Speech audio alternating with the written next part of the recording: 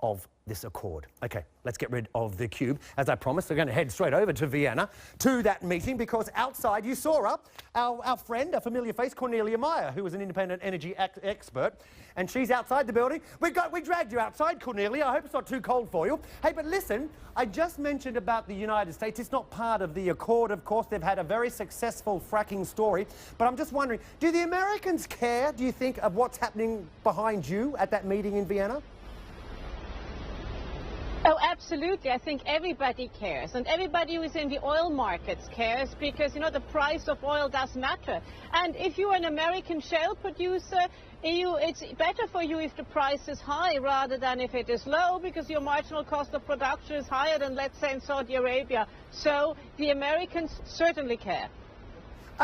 Cornelia, we know what oil's hovering around the 63, 64 bucks a barrel mark. I mean, I guess, and I just showed our audience a graph showing the rise in oil. I mean, does that suggest that these cuts have certainly been working?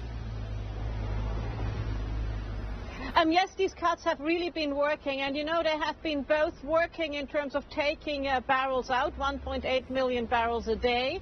They've also been working psychologically. Because you know, Aaron, better than anybody, markets are inherently psychological. So they were psychologically very important, and this whole OPEC has started to do a little bit what central banks do. They have been giving forward guidance. They've said we're doing something, and then they've done it. So yes, that strategy has worked. And Cornelia, I mean, we've been saying all day that we're expecting OPEC to announce that they're going to continue with the cuts, in fact extend them. I think they were supposed to end in March of next year, but there's been talk they'll push them all the way through to the end of next year. But I'm wondering, do you think that's going to happen, given there's a bit of not a dispute, but differences between what the Saudis want and what Russia wants?